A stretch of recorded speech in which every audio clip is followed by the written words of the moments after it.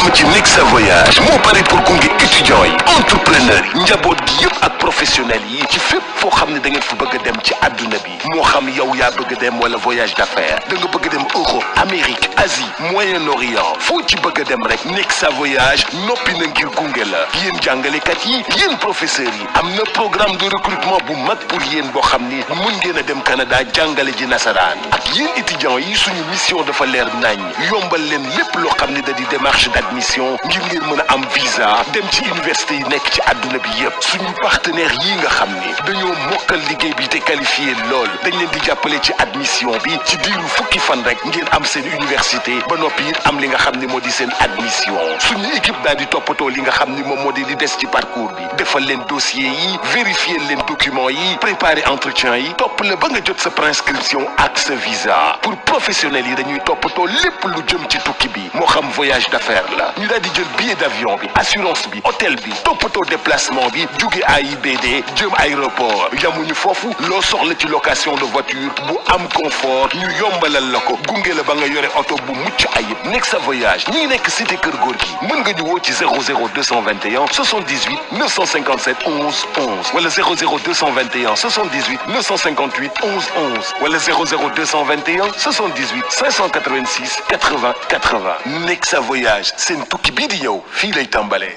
guddi gi maam moomee guddi gi ñoom ñoo ko moomee mbay guddi gi yàgg na neex na te metti na te dëgër na kaj loolu affaire bu garaaw la xale xamu ko loolu dafa am miel am plante boo xam ni su guddi gi xaajee la tudd dañ ne 45 minutes avant laalal ñaari cuillère boo laalee ñaari cuillère xoolal da ngay bëri doole da ngay bëri doole guddi gi neex lool yàgg lool livraison à domicile c'est possible kon li may wax xam ngeen lan la miel la ak ay plante loolu nag mi ngi jugee Paris mi ngi tudd La Nuit Nous Appartient La Nuit Nous Appartient wooteel 77 751 59 59 ñi ngi bàyyeekoo Sacré-Cœur 3 ñu livré la ko yée guddi gi day neex lool.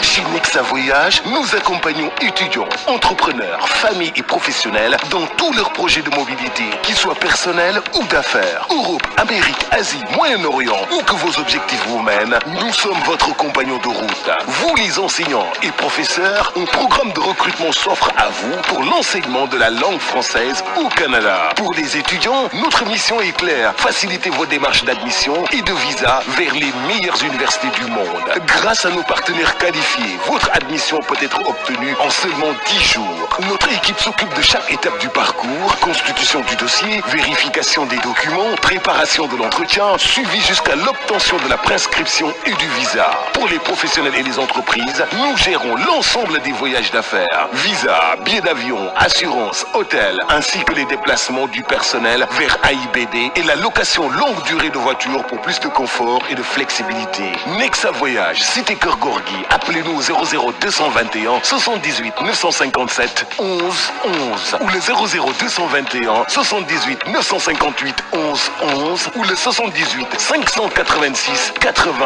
80. Nexa Voyage, votre prochain voyage commence ici.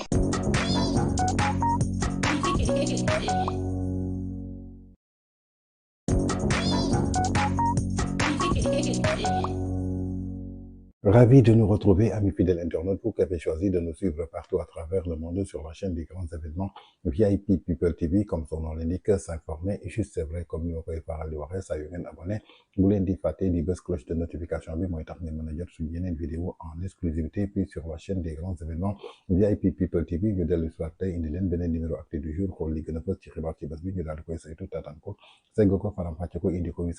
sur la chaîne des grands événements VIP People TV, en ce 1er décembre du lundi 2025 fii ci VIP People TV dañuy dem fële ca diwaanu Casamance ginnaaw nag bi nga xamante ni ay soldaaru Sénégal daal dinañu capturer daal ci guddi yi ñu génn ay rebelle daal yoo xamante ni présumé ñu bokk daal ci li nga xamante ni mooy mouvement des forces démocratiques de la Casamance ginnaaw nag bañ leen jàppee fële nga xamante ni mooy ca diwaanu Casamance ci benn rapport boo xam daal ñi nga xamante ni mooy renseignement yi dafa concerné woon daal benn camp d'entraînement boo xam daal présumé la mu daal di viser daal orchestré benn coup d'état fële ca diwaanu Gambie ki ko dirigé woon nag du kenn ku dul ki nga xamante ni mooy Sana Mandiang nekkoon benn ancien membre bokkoon ci escadron de la mort bi nga xamante ni mooy l'ancien président dictateur bu Gambie Yaya Jammeh ñu gën ko xam ci turu bi nga xamante ni mooy Jungleur ginnaaw nag arrestation yi biñ ko effectué daal jëmale ko daal ci effort yi nga xamante ni dañ ko coordonné diggante service de sécurité du Sénégal ak yu Gambie jëmale ko daal ci ay suspects yoo xamante daal kii nga xamante ni mooy Sana Manjang ginnaaw nag biñ ko appréhendé nañ ko fekk daal ak ñeneen yi nit yoo xamante ni daal mujj nañ leen jàppale ginnaaw nag mu doon benn succès boo xam daal dafa soxal li nga xamante ni mooy opération ba ci biir loolu nag ki nga xamante ni mooy le journaliste d'investigation sénégalais basé aux États-Unis di Baba Aïdara daf ci dellu si waat daal ci ki nga xamante daal mooy président de la République du Gambie di Adama Barrow dafa débarqué d'urgence daal fi nga xamante ni mooy ca Ndakaaru ginnaaw nag arrestation bi nga xam ne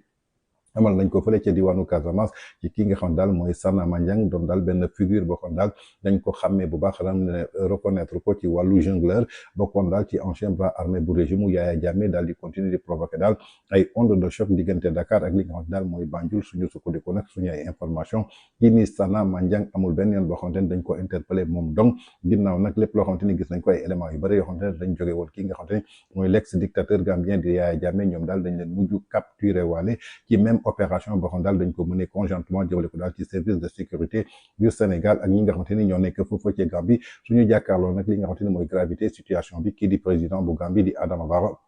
daal dina amal daal li nga xamante ni mooy benn déplacement fii nga xamante ni mooy ca Ndakaaru d'urgence pour daal di daje ki nga xamante ni mooy son homologue sénégalais di son excellence le président de la République Bassirou Diomaye Diakhar Faye ginnaaw nag lépp loo xamante ni daf ko nemmeeku daal mu daal di koy jaaxal dafa considérer daal benn retard boo xam daal dañ ko suspecté jëmale ko daal ci expédition ñi nga xamante ni mooy individu yu ñu jot a arrêté jëmale ko daal ci ñenn ñoo xamante ni dañu impliqué wu daal ci benn projet boo xamante ni lu ñu bëggoon def mooy déstabiliser li nga xam ne daal mooy réewu Gambie jëmale ko daal ci benn coup d'état jaarle ko daal ci benn préparation boo xamante ni ñi ngi ko doon amal suñu sukkandikoo nag suñu ay sources sécuritaires yu nekk foofu ci diwaanu Gambie lii di administration Adama Barrow dañu daal di soupçonné daal li nga xamante ni mooy existence su benn main forte bu Dakar jëmale ko daal ci tenté bëgg a protéger daal wur ralentir benn transfert boo xamante ni dafa soxal ñi nga xamante ni ay jóge ñaale Yaya Jammeh lañu pour ñu indi leen foofu ca Gambie lépp lu ñu war a tontu nag jëmale ko daal ci crime yi nga xamante ni tey jii jàpp nañ ko daal gravité am foofu natt foofu la daal di toll ginnaaw nag suñu demee ci ay torture ak ay exécution jëmale ko daal ci extrajudiciaire waxtu bi ñu toll nag amul benn déclaration officielle boo xamante ni tey jii mën nañ ko def fii ci Dakar mais lépp loo xamante ni daal moo ci leer muy affaire kii di Sana Manjang nekkoon benn bras d'armée bi nga xamante ni moo boot woon ci ginnaaw Yaya Jammeh mën na relativiser daal ay tensions politico-sécuritaires diggante ñaari réew yi muy waxtu bi nga xamante ni sous région bi daal dafa resté particulièrement instable ginnaaw nag li nga xamante ni jot nañ ko demee ko fële ci Guinée Bissau ginnaaw nag li nga xamante ni tey jii fii ci Gambie kii di Sana Manjang bokkoon ci ay bras droit yu l'ancien président dictateur Yaya Jammeh ñu daal di leen capturer ginnaaw nag dossier yi nga xamante ni Madiambal Diagne révélé woon na ko daal ñu daal di koy teg ci tableau président de la République dafa mel ni daal mi ngi commencé def ay effet di jur ay résultats yoo xamante ni gis nañ ko ginnaaw lu ñu gis fële nga xamante ni maanaam mooy ca Guinée Bissau ci opposant bi nga xamante ni moo doon jàkkaarloo Kumbalo ginnaaw loolu nag dem fële ca Ziguinchor pour daal di wut protection tey nag ñu gisaat ni que lii nga xamante ni moom leaderu parti Pastef jamono yi daal ñu ngi ko doon soupçonné jëmale ko daal ci ay information yoo xam daal mi ngi doon véhiculé que moom ak ki nga xam daal mooy président Gambie di Yaya Jammeh ñi ngi doon déggoo ci téléphone kon tey jii suñu gisee ay dossiers yoo xamante ni dafay menacer li nga xamante ni mooy suñu intégrité territoriale jëmale ko daal ci li nga xamante ni Madiambal Diagne jotoon na ko révélé en tout cas ça commence à faire ses effets muy li nga xam daal def nañ ko di arrestation Sana Manjang bokkoon ci bras d'armée yi nga xamante ni ñoo nekkoon ci ginnaaw Yaya Jammeh fële ca diwaanu Casamance ginnaaw nag bi nga xamante ni ñu ngi doon jéem a tenté li nga xam daal mooy coup d'état. Toujours dans votre acte du jour de ce 1er décembre 2025 sur VIP People TV suñ ko jógee dañuy dem fële ci assemblée nationale ginnaaw nag ñu ngi nekkoon ci vote budget ki nga xamante ni mooy le ministre des affaires étrangères des Sénégalais de l'extérieur et de l'intégration africaine Cheikh Niang ki nga xamante ni mooy l'ancien ministre des affaires étrangères ministre des garde des Sceaux actuel président du groupe parlementaire bu Takku Wallu Sénégal di Aïssata Tall Sall ginnaaw nag def na daal benn plaidoirie bu am solo ci biir loolu nag daal dina tontu bu baax a baax ki nga xamante ni tey jii mooy le président de l'Assemblée nationale El Malick Ndiaye jëmale ko daal ci li nga xamante ni tey jii xamu ko jëmale ko ci histoire ak géographie ginnaaw nag ñoom ñi nga xamante ni ay diplomate lañu ay homme d'état lañu xam naka la état di fonctionner tey jii ci loolu la ñu war a mën a sukkandiku muy une réponse cinglante boo xamante ni moom Aïssata Tall Sall daal di koy servir kii nga xamante ni mooy El Malick Ndiaye ci témoignage yi nga xam daal def na ko ci kanamu kii nga xamante ni mooy l'actuel ministre des affaires étrangères di Cheikh Niang sous le régime du président Bassirou Diomaye Faye dellu si waat na aussi ci li nga xamante ni tey jii moo soxal lépp loo xamante ni moo jëm ci wàllu empreinte obligataire yi nga xamante ni tey jii Sénégal mi ngi koy def mu toll ci 4 000 milliards moo bëgg ñu déglu ci vidéo Aïssata Tall Sall yi dellu si waat. Je vous remercie, Monsieur le Président, Madame, Messieurs les ministres, chers collègues. Monsieur le ministre des Affaires étrangères, Le 29 novembre 1977, par une résolution 3240, l'Assemblée générale des Nations unies a consacré la journée de solidarité avec le peuple palestinien. Et voilà que nous sommes exactement aujourd'hui, le 29 novembre, date anniversaire, 48 ans que la résolution a été votée. Et voilà que vous êtes là, vous, celui qui a présidé pendant très longtemps le comité pour l'exercice des droits inaliénables du peuple palestinien, avec le travail remarquable que vous avez fait, Tchernia, à la tête de ce comité. Je voulais vous saluer. Je voulais rendre hommage au travail que vous avez fait en tant que Repsen à New York dans le multilatéralisme et plus particulièrement pour la défense des droits des Palestiniens aux Nations Unies. Et en vous saluant, saluer tous les ambassadeurs qui sont là avec vous et que je reconnais, qui font un excellent travail et qui ont porté le flambeau, la portée, la brillance de la diplomatie du Sénégal. Là où vous êtes, vous le savez très bien, vous êtes à votre place. Alors, la diplomatie, vous en êtes aujourd'hui le chef. Et vous le connaissez, Monsieur le Président, Monsieur le Ministre. Vous le connaissez très bien. La diplomatie, un excellent diplomate l'a dit, les pays subissent leur géographie. Mais ils font leur histoire. Et en faisant leur histoire, c'est par la diplomatie qu'ils arrivent à écrire leur histoire. Voilà ma leçon d'histoire à celui qui connaît ni la littérature, ni l'économie, et peut-être même pas la diplomatie. Il viendra tout à l'heure vous le dire. Donc ça, c'est ma leçon d'histoire à celui qui me reprochait de faire de la littérature et qui n'en connaît rien. Alors la diplomatie, c'est cela, Monsieur le Ministre, et vous le savez. La diplomatie, c'est le bilatéral, et vous l'avez été. La diplomatie, c'est le multilatéral. D'ailleurs, on dit que le multilatéral est la diplomatie par excellence. Et vous êtes un ambassadeur du multilatéral. Je pense que le Sénégal est en d'excellentes mains. Vous ferez, vous, avec la solution. Ce que vous ne devez pas faire, c'est le crédit à outrance. Vous êtes en train d'emprunter à tout va 4 000 milliards d'emprunts selon Ecofin. C'est pas de moi, c'est Ecofin qui le dit. Aujourd'hui, 42% de nos emprunts sont détenus par les banques ivoiriennes. Pour des souverainistes, ça doit faire mal quand même à la fierté. Donc, moins d'emprunts, soyez prudents. Prohibition, structuration, attention à l'abandon des subventions, notamment sur les hydrocarbures, les fonds vautours. Parlons-en. En commission, vous avez dessiné une solution. Mon esprit a tout de suite voyagé vers les fonds vautours. N'y touchez pas, ça ne peut pas être la solution. C'est pour ça que je dis, je ne connais pas votre solution, mais moi je sais au moins ce que vous ne devez pas faire. Li ñuy lebee dafay gën a cher waaw bu ngeen di fàttaliku man bi muy mujjee leb ci ay eurobond man dama dem ci marché bi ku dem ci marché bi dañuy wax ku dee ci marché yaa tàgg sa bopp woo partenaires yëpp investisseurs yëpp ma ne leen dama bëgg a dem ci marché bi ku ma mënul lebal à 30 ans bul ñëw xam nga ku lay lebal à 30 ans daf la wóolu ngeen wax ma ñaata taux ngeen may joxe kii ne la 9 kii ne la 4 kii ne la 3 kii ne la 6 kii ne la 7 te def moyen mais après da ngay xool ñan ñoo la war a lebal te lañ lay jox peut-être c'est des fonds spéculatifs ou c'est des fonds vautours duñ koy wooye ñoo xam ni bu ñu duggee sa réew mën nañ la yàqal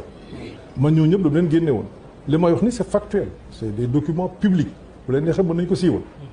la ñu fay ci commission la ñu fay ci intérêt la ñu fay ci avocat mi ngi fii il y a pas de problème parce que c'est le marché c'est comme ça que ça fonctionne ñu am 30 ans mais tey jii même si les conditions de marché ont changé gouvernement Sénégal mënul leb à 30 ans en tout cas ci taux bi moo ko lebee woon à 6,75 en dollars sur 30 ans c'est-à-dire 2048 c'est impossible parce que xalaat bi ñu amoon ci Sénégal rafetoon na rafetaay boo xamante ni loolu Sénégal mënuñu ko am tey jii nag xalaat bi jëm Sénégal ñaaw na ñaawee boo xam ni mënatuñu am loolu il faut maintenant ñu tabaxaat loolu li koy tabax nag bokk na ci unité nationale jàmm. bul yox-yoxi bu ragal àndal ak sa dignité bu la kenn xoqatal lu dul yàlla neen. Je suis heureux d'avoir ici dans cette salle deux éminents prédécesseurs qui ont marqué de leur empreinte la diplomatie sénégalaise. Je veux citer la brillante Aïssata Tall Sall et le très efficace, de par sa formation même, Amadou Ba, qui a été ministre des Affaires étrangères et aussi qui a été Premier ministre. Je suis ravi de vous avoir dans cette salle et d'avoir aussi bénéficié de votre de votre encadrement quand j'étais sous vos ordres. Je suis persuadé que ces femmes et ces hommes portent l'État dans leur cœur, le portent au-delà de nos frontières avec un sens du devoir qui force l'admiration. Ils travaillent presque toujours dans l'ombre et c'est grâce à eux que nous restons visibles. Ils négocient, ils influencent, ils protègent, ils incarnent dans la discrétion de chaque geste professionnel l'honneur du Sénégal. Qu'ils sachent que le Sénégal les sait indispensables et qu'il leur doit plus qu'il ne pourra jamais pleinement reconnaître. kon ñoo ko déggandoo muy plaidoirie Aïssata Tall Sall nekk présidente groupe parlementaire coalition Takku Wallu Sénégal nekkoon ancienne ministre des affaires étrangères ginnaaw nag bi mu ñëwee daal di jàkkaarloo ki nga xamante ne mooy naataangoom di l'actuel ministre des affaires étrangères Cheikh Niane bi mu saluer tey jii présence am ak redoutable li nga xamante ne tey jii marqué na ko jëmale ko daal ci wàllu diplomatie bi nga xamante ni Sénégal am na ko à travers le monde ginnaaw nag li nga xamante ni def na ko ci jéego bi nga xamante ni président Macky Sall délégué woon na ko ay responsabilité fële ca diwaanu New York moom Aïssata Tall Sall ginnaaw bu mu ko félicité salué daal taxawaay bi nga xamante ni tey jii am na ko ci Sénégal wuuteeg nag ministre des affaires étrangères bi ñu yoroon daal di jël diplomatie Sénégal daal di koy nërmalal ak ambassadeurs yi nga xamante ni tey jii ñoom la àndal mu xam leen bu baax a baax jot a liggéey ak ñoom kon satisfaction danga la ciy am ndaxte tey jii pour que nga wax ci wàllu diplomatie foog nga xam lan mooy sa géographie réew si sa géographie réew si nga mën a sukkandikoo pour daal di bind li nga xamante ni mooy sa histoire réew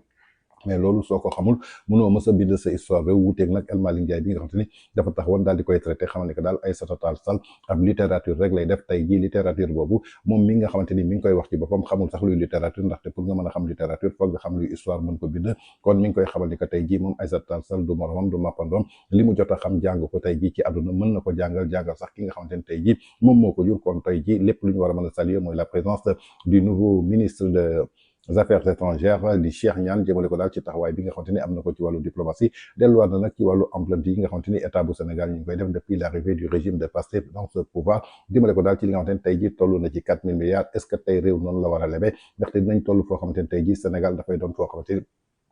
lii di banque ivoirienne yi ñoo détenir lu toll ci 42% jëmale ko daal ci lépp loo xamante ni mooy soxal suñu bor kan la ñuy doon indépendant financièrement est-ce que tey jii ñoom li ñuy doxalee tey jii war nañu mën a taxawee noonu en tant que ministre des finances di Cheikh Diba war na mën a xam loolu bu baax a baax kon tey jii sénégalais yi dañu soxla explication ci biir loolu nag li nga xamante ni mooy l'actuel ministre des affaires étrangères di Cheikh Niane daal dina tontu daal jëmale ko daal ci li nga xamante ni mooy reconnaissance bi mu am à travers Aïssata Tall Sall nekkoon ancien ministre des affaires étrangères bi nga xamante ni mi ngi nekkoon ci salle boobu nga xamante ni fa lañ doon voté budget ak ki nga xamante ni moo nekkoon l'ancien ministre des affaires étrangères ancien ministre des finances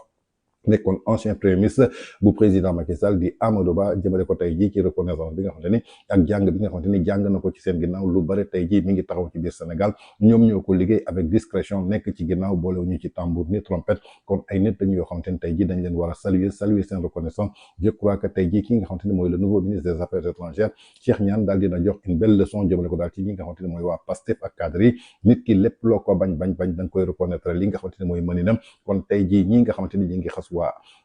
APR di xas ancien ministre yi je crois que tey jii am na ñooñu loo xamante ni def nañ ko ci Sénégal te tey jii dafa mérité ñu daal di koy témoigner devant le peuple sénégalais moom le nouveau ministre des affaires étrangères Cheikh Niane moom la daal di fësal jëmale ko daal ci li nga xamante ni mooy assemblée nationale. Toujours dans votre acte du jour de ce lundi 1er décembre 2025 sur VIP People TV suñ fa jógee dañu dem seeti ji la républicaine présidente UPR di Ndeye Sow Leila ginnaaw nag def na ay révélation yu terrible jëmale ko daal ci sortie yi nga xamante ni moom Madiambal Diagne boobu ba tey mi ngi koy def jëmale ko daal ci ki nga xamante ni mooy l'actuel chef du gouvernement di chefu parti bi di Pastef ki topp ci ginnaaw Diomaye boobu ba tey gisul benn yoon ki nga xamante ni moo topp ci ginnaaw Diomaye mu daal di koy tontu ndaxte li nga xamante ni moom Madiambal njëkkoon na ko wax ginnaaw nag bi ñuy arrêté ki nga xamante ni mooy Babacar Fall ci dossier bi nga xamante ni tegoon na ko ci table le général Birame Diop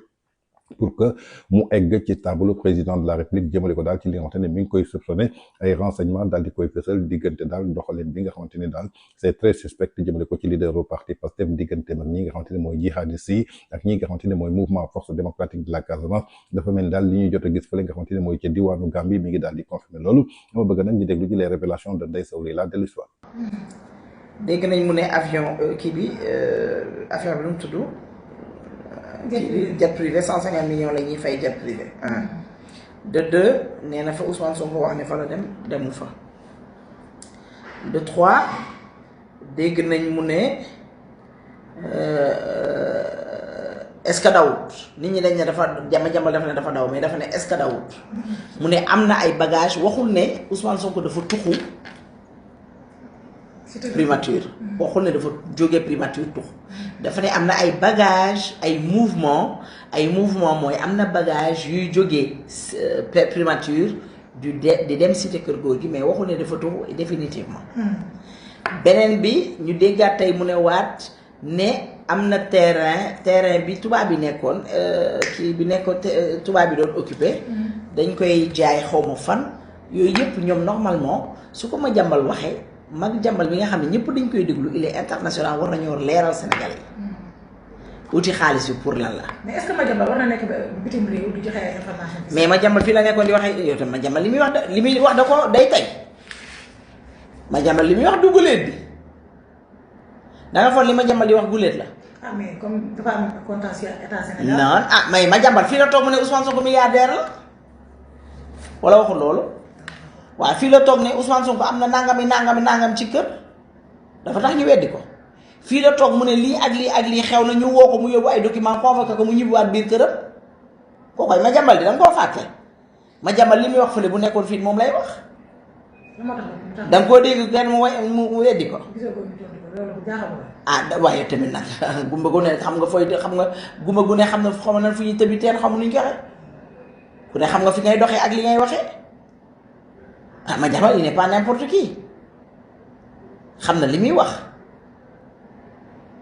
ma jàmbal du Ousmane Sonko mi nga xam ne bi mu nekkee ci opposition bi ay faux renseignement rek lañ nga daan jox muy génn di wili pande ba tax mu am ci ay problème ma jàmbal li muy wax daf koy xam fa muy yëkkate fa muy daanelee il n'est pas n'importe qui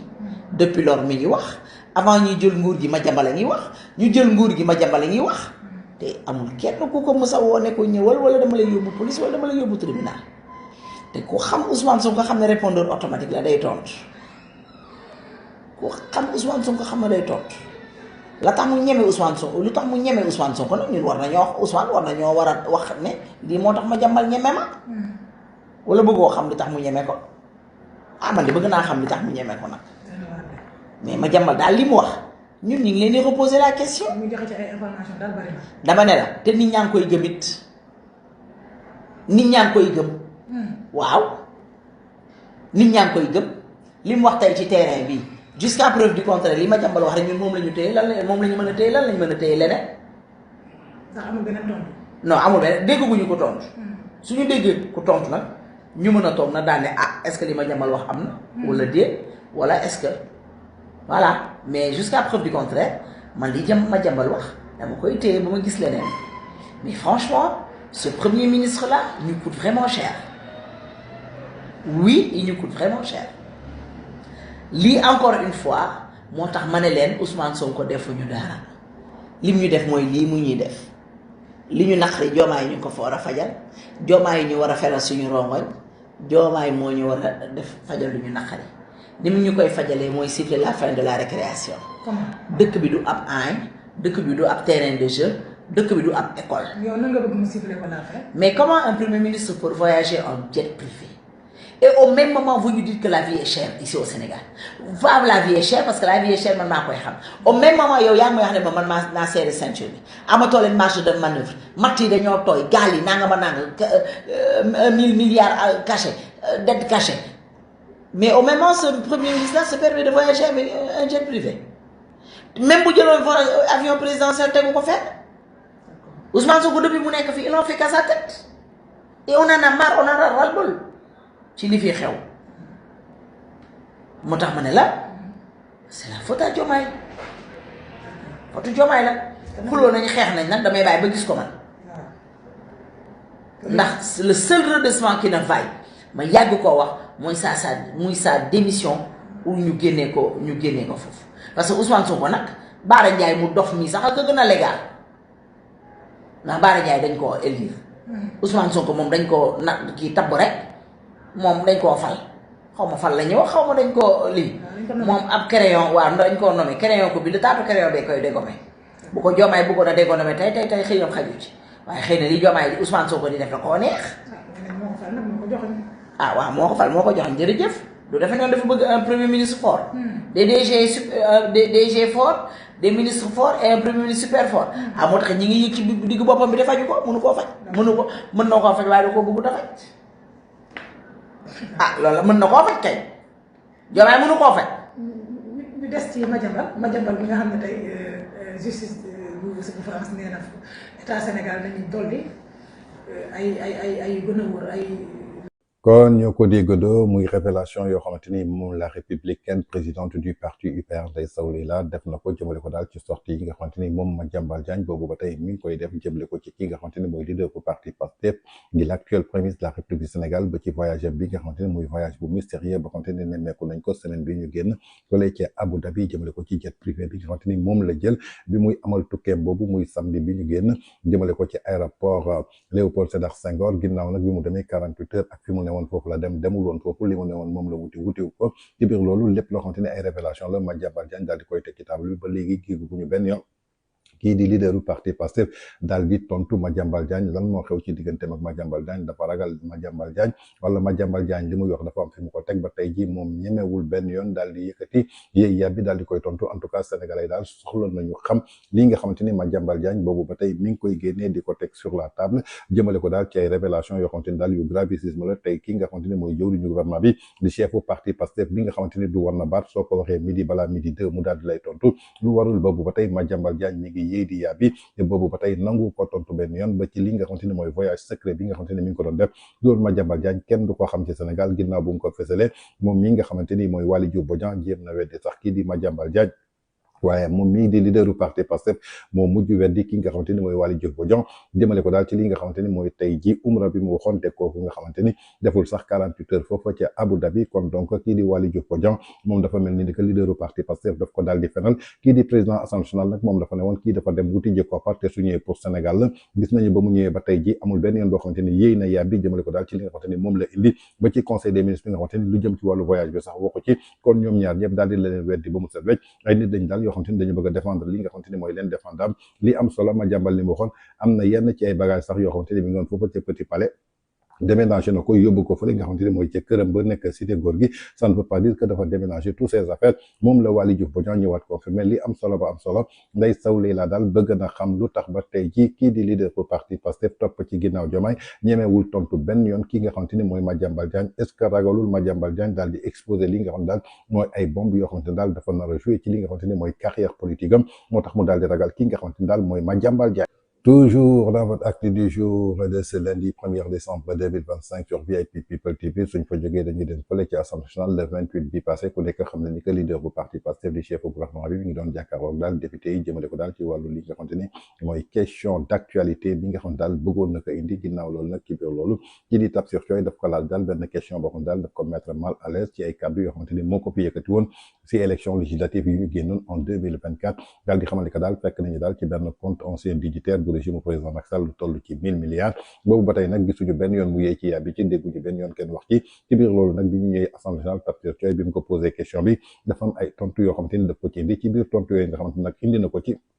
dafa mel ni li mu waxoon ci benn compte ba 1000 milliards ak tontu bi nga xamante ni moom la indiwaat bees jëmale ko ci li nga xamante ni tey ji moo xew dafa wute kon dafa mel ni kii nga xamante ni moo topp ci ginnaaw Diomaye moom ci boppam moo ñëwaat weddiwaat boppam lépp loo xamante ni inventé na ko daal di koy wax moom ci boppam mooy dellu si waat daal di weddi boppam ci biir loolu nag ñëwaat na keroog ci terrain médiatique bi wax ci wàllu li nga xamante ni mooy dette cachée bi nee na képp ku taxawati ne dette cachée amul dañ la war a ñëf ci kaso bi tey ji kii di ministre di Abdourahmane Sarr dafa taxaw ci kanamam foofu ci Assemblée nationale daal di koy weddi ba mu set wecc ne ko yow mii topp ci ginnaaw Diomaye di fi wax waxu dette cachée musul am ci Sénégal est-ce que tey jii jël na Abdourahmane Sarr ñëf ko ci kaso bi wala moom mi nga xamante ni moo inventé loolu moom la ñu war a jël ñëf ko ci biir kaso bi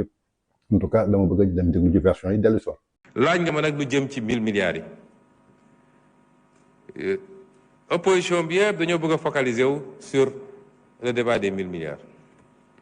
ma fàttali ni boo delloon rek ci rapport Cour des comptes la ñu génne ci ay comptes yoo xam ne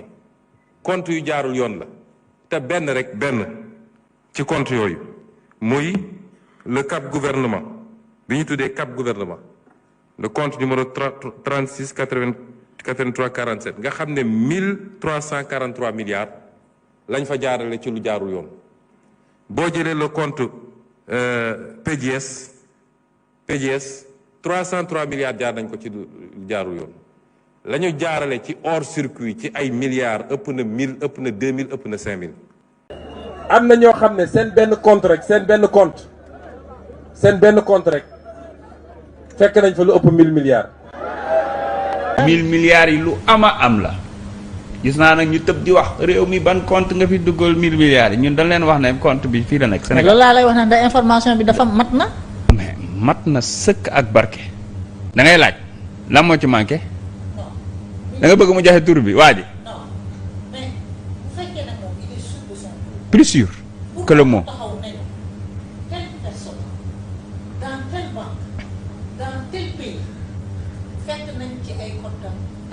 le dossier 1000 milliards bi moom da ngeen a bëgg a xam li ci nekk kan la fan la ko def nan la ko defee xaar leen ba élection yi jàll bañ taxawal haute cour de la justice sénégalais yi dinañ xam ne al mujadid avant mi nekk sax ci pouvoir bi da leen daan wax luy am ak lu ñëwagul waxuma laa nag bi mu téyelee yëf yi tout est entre ses mains. xanaa moom mënul woon compléter information doo fexe ba xam kan la yow loolu rek ci intéresse yow war ngaa mën a xam kan la sax dama laaj si gars yi rek. ça aurait pu lui éviter controverse bi mu dugg nii. Une dette cachée. Je l'ai dit il n'y a pas très longtemps. Une dette cachée borom bor bi moom xam na ne am na bor waaw parce que sa boru bopp mënoo koo nëbb waaye bu ñu wax ne dette da nga ko nëbb li mu tekki waaye ki nga xamante ne ni moom nga waroon wax sa bor nu mu toll waxoo ko kon caché ou pas caché ça dépend ki nga xam ne moom bor bi di ko fay xam na ne bor bi borom la waaye ki nga xam ne moom la waroon wax borom nu mu toll kooku war a xam ndax daf ko war a lebal wala déet boo ko nëbbee mun na ne bor bi da nga ko nëbb kon bor bi xam nga ko mais ki nga ko waroon wax waxoo ko kon bor bi dafa nëbbu ki ko nëbb xam na ko mais waxu ko ki nga xam ne moo ko waroon a xam balaa mu di ko lebal alors noonu la bor bi nëbboo mais du bor boo xamante ne nii ki nga xam ne moom bor bi xam na ko comme mi ngi doon ko fay alors donc la dette cachée c'est ça c'est une polémique qui n'a pas sa raison d'être parce que bien évidemment l'État était en train de payer la dette dans la mesure où l'État payait la dette est connue de l'État mais cette même dette devait être transmise au Fonds monétaire international de telle sorte que le Fonds monétaire international puisse faire des décaissements sur la base des données qui lui sont transmises par le Sénégal. Dans la mesure où la donnée transmise n'est pas correcte, elle est cachée au Fonds monétaire. Ayant été cachée au Fonds monétaire, ça a été caché également à tous les partenaires internationaux. C'est de ce point de vue, vraiment, que cette polémique n'a pas sa raison d'être. kon ñoo ko déggandoo muy kàddu yoo xamante ni moom premier ministre yëkkati na ko foofu ca assemblée nationale jëmale ko ci question bi ñu ko laaj jëmale ko daal ci compte 1000 milliards boo xamante ni kenn saxalu ko lem mu taxaw wax ko Sénégalais yi fekk nañu daal ci benn compte boo xamante ni ancien dignitaire bu régime bu président Macky Sall moo ko moom ak nañ ko lu ëpp 1000 milliards ci biir comptam mi ngi ko waxee woon nag ci campagne élection législative yi fi amoon jëmale ko ci député yi en novembre 2024 bi ñu ko laajee nag boobu ba tey fan la ci toll dellu soit na nee na opposition bi yëpp ñu ngi focalisé wu ci 1000 milliards c'est normal que opposition bi focalisé wu ci 1000 milliards parce que ku taxaw tey jii ñu fekk nañu ci benn compte boo xamante ni ëpp na 1000 milliards te muy xaalisu Sénégal te ngay xëy di lebi ji ay 30 milliards ay 40 milliards kon dinañ la laaj fu 1000 milliards yi nekk est-ce que doo ko jëli nga faj sa soxla moo gën kon c'est normal que opposition bi daal di focaliser wu ci wax yi nga xamante ni waxoon na ko démb li am solo ñu koy xaar ci moom mooy mu wax ñu compte bi kan moo ko moom fan lañ ko ubbee ban banque la ak kan moo ko fa ubbi ak depuis quand la ko fa ubbi donc loolu lañ doon soxla ci moom mais du réponse bi nga xamante ni réponse bu terre à terre la boo xamante ni tey jii dafa daw question bi daal di virgule waat del soit daal nee na léegi waxatul benn nit moo ko moom mais ci compte état bu Sénégal la ñu ubbi ay compte def fa daal ay transactions yoo xamante ni daal moom jàpp ni que jaarul yoon alors que démb bi muy wax waxul woon compte état dafa ne benn nit ubbi na compte fekk nañ ci lu ëpp 1000 milliards kii di président assemblée nationale am ci kanamam di El Malick Ndiaye toog ak Maïmouna Ndour Faye daal di koy dëggal kon ce qui veut dire que tey jii ñoom lu ñu doon wax démb ak tey jii li nga xamante ni moom la ñu tontu ci assemblée nationale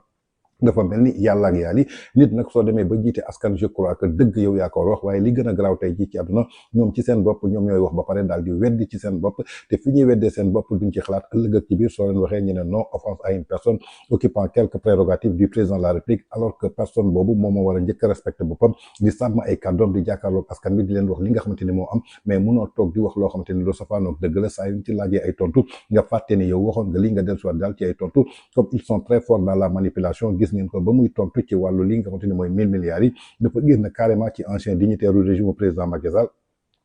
ñëw ci ay comptes yoo xam ne daal état bi moo ko ubbi jëmale ko daal ci li nga xamante ni tey jii benn bi fekk nañ ci lu ëpp 1000 milliards beneen bi 300 nangami milliards loolu amul sens ndaxte liñ koy laaj mooy dafa newoon benn nit moo ubbi compte bi état du Sénégal nag yaakaar naa ni tey jii su ubbee compte jaarale fa xaalis bi ñu koy servir fii ci biir réew bi loolu amul benn problème boo xamante ni mën nañ ko wax mais comme on dit souvent rek Pastef ci boppam ñoom ñooy opposé wu ci seen bopp ñoom ñooy wax ba pare daal di weddi ci seen bopp ginnaaw loolu nag li nga xamante ni mooy compte milliards yi képp ko toppoon ci ginnaaw Pastef kon mën nga ne jàpp ni que rek ay pàccal forox la woon da ko doon wax uniquement pour neexal wala indi ambiance bien mettre en mal li nga xamante ne mooy le peuple sénégalais avec l'ancien régime du président Macky Sall pour jéem a gagner li nga xamante ne mooy élection ku nekk xam na ko ci ay stratégie su jëmee daal ci ay élection foog mu créer daal benn affaire daal di koy inventé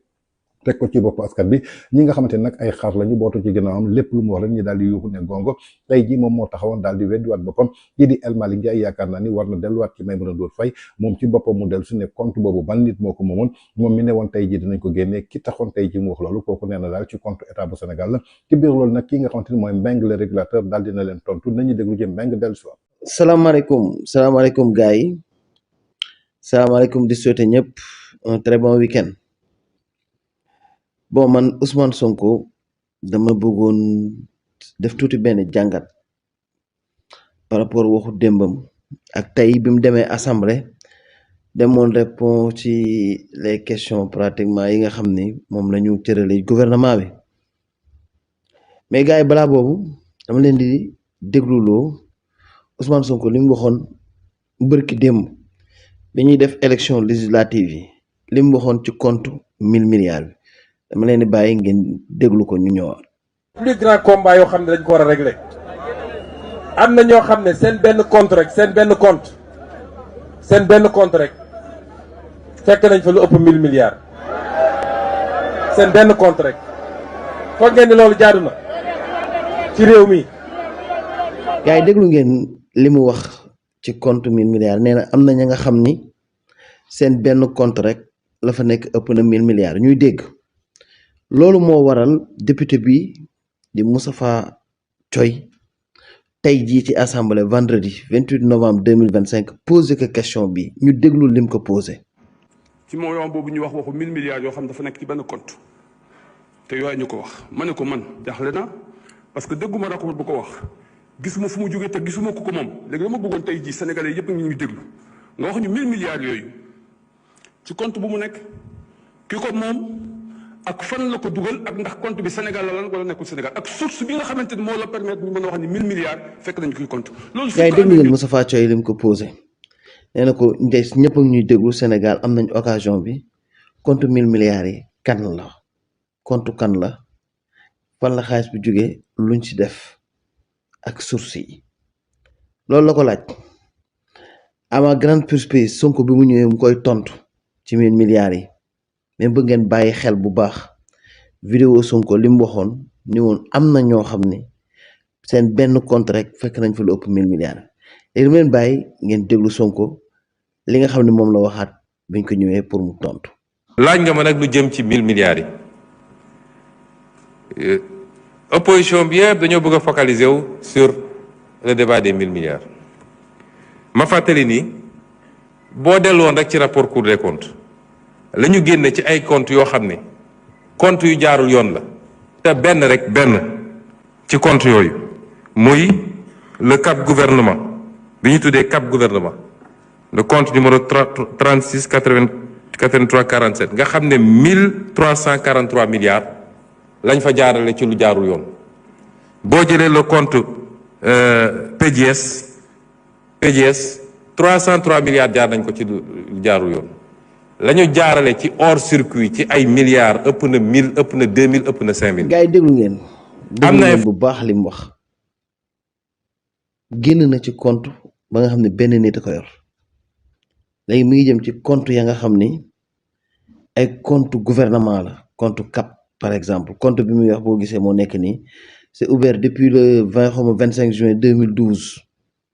soo seetloo. ci kii bi ñu joxe période 2019 defe naa ba 2025 ba 2024 li ñu décaissé lañ génne noonu mu nekk 1300 milliards mais gis nga dama bëgg ñu dawal suñu xel man mën naa leen gëm de ci li ngeen gëm mooy gëm naa ni lu leen Sonko wax baax na d'accord nañ nangul leen ko mais aussi tamit lii dafa flagrant li mu wax bi muy campagne am na ñaaw xam ni tey mu génn ci loolu di wax ay compte gouvernement xam nga tey boo nee lu fa compte gouvernement li fa transité ëpp na 1300 milliards transité mooy lan mooy lu fa dugg génn man ama dépense suba mais boo demoon tey sama compte bancaire ba ma dalee liggéey di fayeeku ba léegi li fa transité peut-être ëpp na jege na 100 millions wala 80 millions liñ ma fa fay ay prime yëpp mu jaar fa transité dem peut-être jege na ko mais tey ji boo demoon tey xool ko nii doo fekk dërëm dépense suba sax awma ko c'est que xel yi muy foowe nit ñi nangu ko man moo ma jaaxal léegi boo lañ ko nangoo ñu nangul leen ko yéen mais nangul leen ñu ñun duñ foowe suñu xel nangul leen ñu ñun ànduñu ci li muy wax mais lii dafa garaaw wax bërki démb ni compte 1000 milliards gis nga ko tey mu changé complètement di wax ay compte ay PGS ak compte kabak mais fan lañ jëm bon à vous de juger les gars merci beaucoup. kon yaakaar naa ni ñoo ko déggandoo muy pertinente analyse bi nga xamante ni Mbengue le régulateur def na ko pour que sénégalais yi nga xamante ni jànguñu sénégalais yoo xamante ni seen xam-xam barewul pour que ñu mën a déglu vidéo bi nga xamante ni Mbengue tegal na leen ko ci cadre bi nga xamante ni moom leaderu parti Pastef keroog bu muy campagne di wut ay député cadre yu mu yëkkati woon ci wàllu 1000 milliards bi moom ci boppam moo dellu soit assemblée nationale daal di ne man mii kat li ma waxoon ci campagne électorale bi damay fenn loolu dara du amu ci du dëgg tey jii li ma doon wax mooy ci benn compte état kon doon na ñaari version yoo xamante ni moom ci boppam moo daal di weddi boppam kon sénégalais yi dañu war a yeewu jëmale ko daal ci wax yi nga xamante ne moom mii di leaderu parti Pastef à chaque fois que mu jëm ci wàllu politique mu koy yëkkati nañu xam ne que daal ay pàccal forox rek lay daal di yëkkati di ko teg kon bu sénégalais yi basé wu ci moom ndaxte tey ji ku nekk xam na ni stratégie bi mu indi fële ci assemblée nationale wuute na ak stratégie bi nga xamante ni xamee woon nañ ko jëmale ko daal ci ay fuggam dafa mel ni tey jii ku nekk en état de faiblesse ci kanamu le président de la République Bassirou Diomaye Faye pour naxante daal pour xool ban stratégie lay tegaat pour jéem a gagner combat bi en tout cas mais sénégalais yi démystifié nañ ko xam nañu bu baax a baax ban stratégie la ku nekk xam na ni que tension dafa am au sommet de l'état digganteem ak le président de la République Bassirou Diomaye Faye li muy ragal nag maanaam mooy ñu démissionné su ko boobaa nag képp koo xamante ni da nga toppoon ci moom doon ko defoon dootoo amati doole ñoom ñëpp dañ leen di dàq ci gouvernement bi donc loolu la ñu bëgg a renforcer seen bopp moo tax ñu toog foofu di naxanteeg askan bi di changer ay version ji jéem a defaraat li nga xamante ni tey jii maanaam mooy seen gis ngeen lu jëm ci wàllu li nga xamante ni mooy dette cachée bi moom Abdourahmane Sarr ci boppam moo ko daal di weddi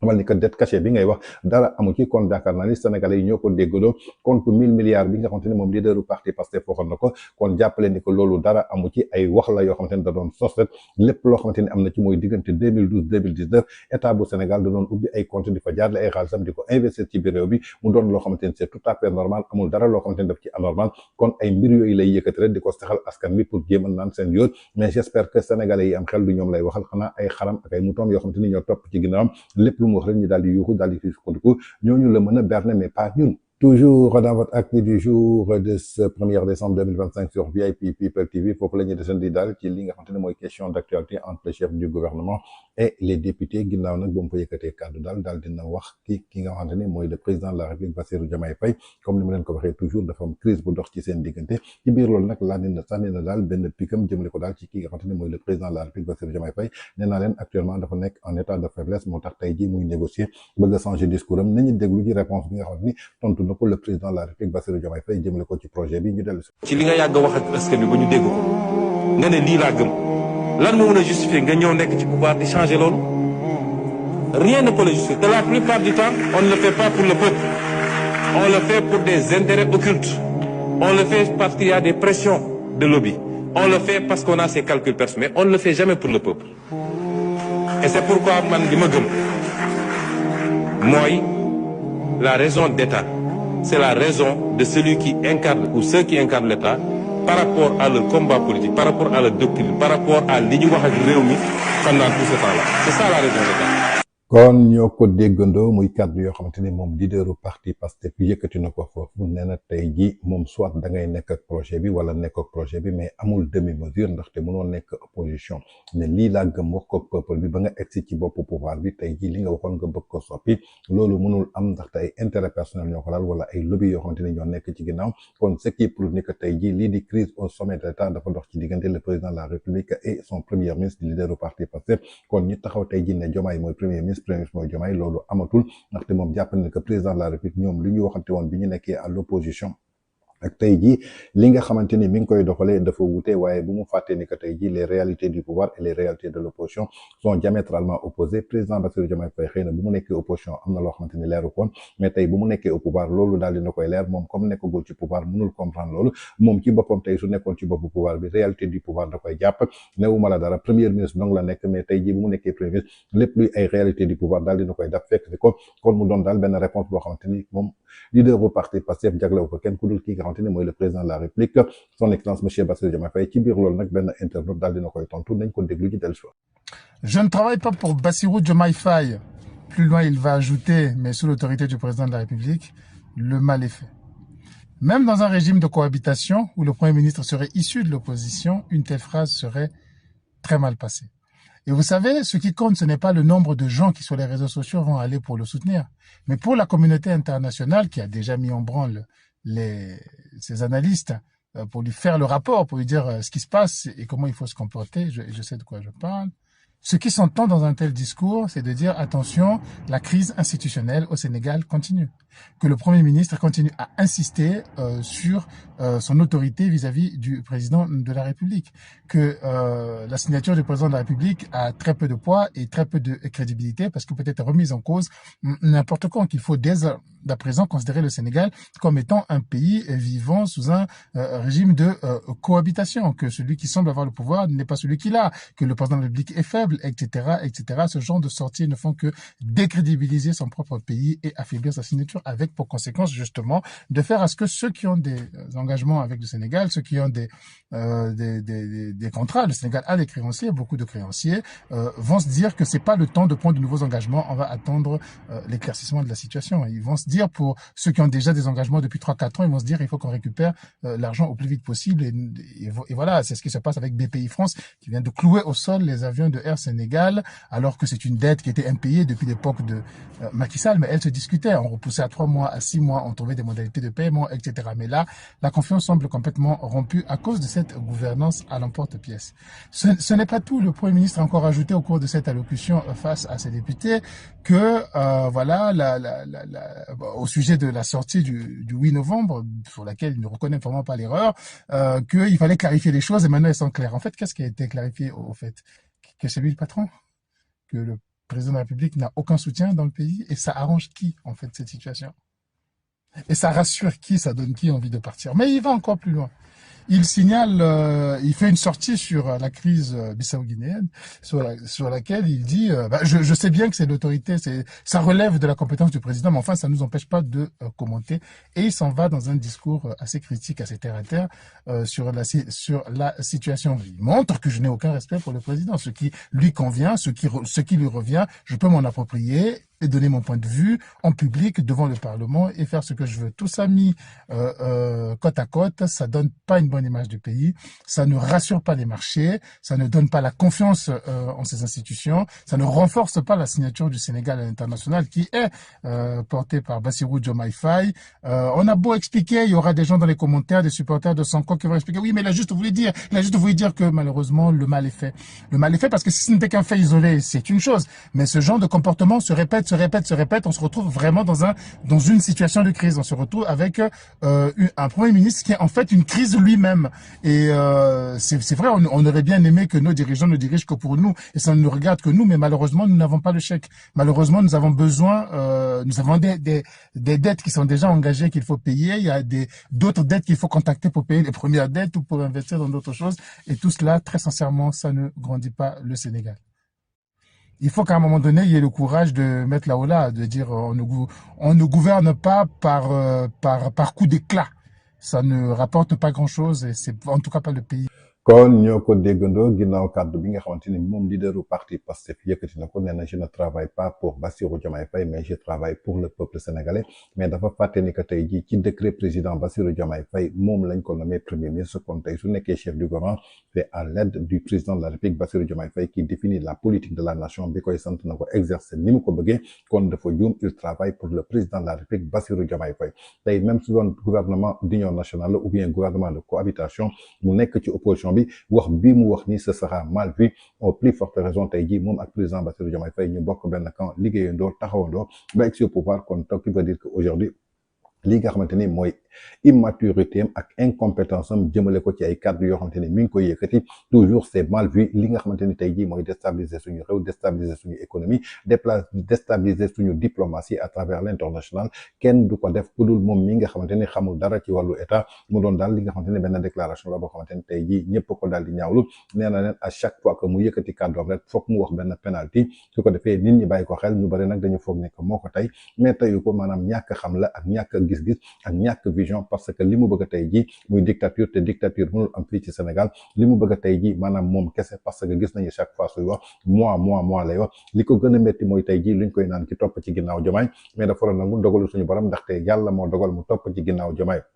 jëmale ko ci wàllu état su dee en politique tey mooy chefu parti bi waaye bu mu fàtte ni que président Bassirou Diomaye Faye moo tegoon parti bi teg instance yi kon tey jii ëppalewul dara Diomaye Faye ci parti bi nga xamante ne tey jii ñoo ko dirigé muy Pastef. Toujours dans votre actu du jour de ce 1er décembre 2025 sur VIP People TV suñ fa jógee dañuy dem seeti ji l'activiste l'Amazone Fatoumata Danso ginnaaw nag bokkoon ci ñi doon défendre parti bi di Pastef bu mu demee ba ci biir xam ne ni que lépp ay naxe mbay la ci la rocceeku daal jël yoonu boppam daal di taxawal leneen loo xamante ni bokkul ak tey jii seen gis-gis ci biir loolu nag def na ay révélation yu doy waar jëmale ko daal ci ki nga xamante ni mooy leader au parti Pastef di l'actuel chef du gouvernement jëmale ko ci ay pratiques mystiques yi nga xamante ni mi ngi koy def jëmale ko daal ci ñi nga xamante ni moo dox ci digganteem ak les femmes du bois sacré yi nga xamante ni ñoo nekk fële ca diwaanu Casamance nañu déglu ji les graves révélations de Fatoumata Danso ku ci tëdd ci ñoom de tëdd laa lay wane ba biddante du xamul sa lu fu lestek duñu julli duñu dugg église xamuñu tous c'est des têtes vides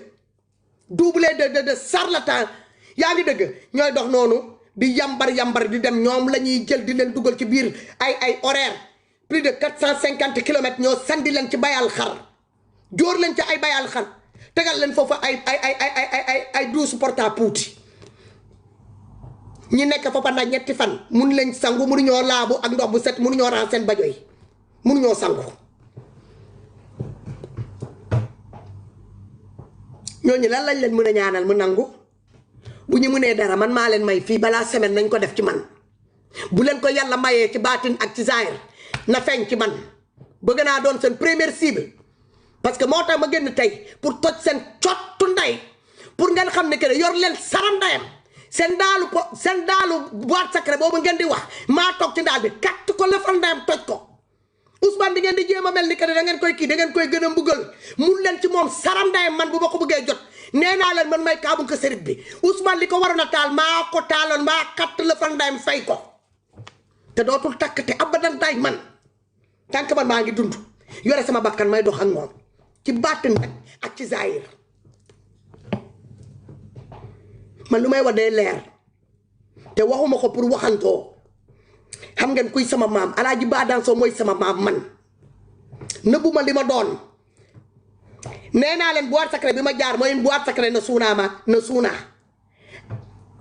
yéen a ngi dëgg ak na tombo manka bajankoto moo ma dugal lël moo ma initié ci boîte secret bi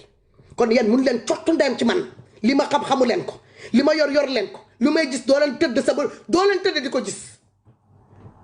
maa leen gën a gaaw gën leen xarañ mën leen ci baatin ak ci zaahir loo leen nar lalli naa ko Ousmane matt bi ko doon taal man jula bi maa yee duggoon ci àll bi dem witti ci matt yooyu boobu yéen a ngi yore seen lekkat yi ngeen lelu si seen cott yi ngeen toog ngeen di xaar mu neex kañ ngeen génn bi Ousmane demee barricade wu ci Ziguinchor si ngeen soog a génn si la ñu xam ne que ne nekkate am na ay tëggkatu orchestre buy tëgg ay lekkat ci biir Casamance ngeen ñoo toog foofu yow Ousmane Sonko yaaboo doomi saram ndeyam yi umu ngeen Casamance si yàq Casamance hôtel Casamance yaa ngi ne la tëj kenn mënul xëy ma kenn mënul gont tali yi bon seen village yi tey boo leen demee ba ngeen jën seen village yi ngeen am ay piste pour mun a dem seen village ngeen di dugg seen village yi génn yàlla ak Macky Sall la Macky Sall moo leen indi rang-rang moo ñëw mu defaral leen piste rurale pour ngeen mun a di dem defaral leen ay pont defaral leen ay musu leen gis ñi ci bëri ci ñoom juddoo ngeen ba seen coq yi commencé ba jaaw musu leen gis courant boo leen gisee courant bi ñoo na ngeen fakk dugg wala ngeen dugg Ziguinchor wala ngeen dugg Sédhiou ainsi de suite grande ville yi rek ak grand département yi Macky Sall moo leen indil courant panneau solaire yi électrifier tous ces villages là jusqu'à la frontière de ñu nag Gambie mu tourné noonu yóbbu beneen même électrification bi yóbbu ko ba au niveau de la frontière de ñu ne Guinée-Bissau di mu paak jëlaat même yóbbu ko ba Janamalaari yóbbu ko noonu laa lay wane ba ci Diaobé suñu frontière ak Guinée Conakry def ko ay piste def ko ay lépp ñu defaral leen ay hôpital jox leen yéen ñooñu nekk doona di tëgg ay lekket ñaata ci yéen a doon laal fii ay bourse familiale doomi saram nday mi amu leen benn reconnaissance kan moo leen ko doon jox prise en charge ñi leen di jël ci ay hôpital di leen faj kan moo leen ko doon def ay évacuation kan moo leen ko doon def université yi seen doom yi di jàng au niveau de Casamance kan moo leen ko tabaxal kan moo leen ko tabaxal kan moo leen ko tabaxal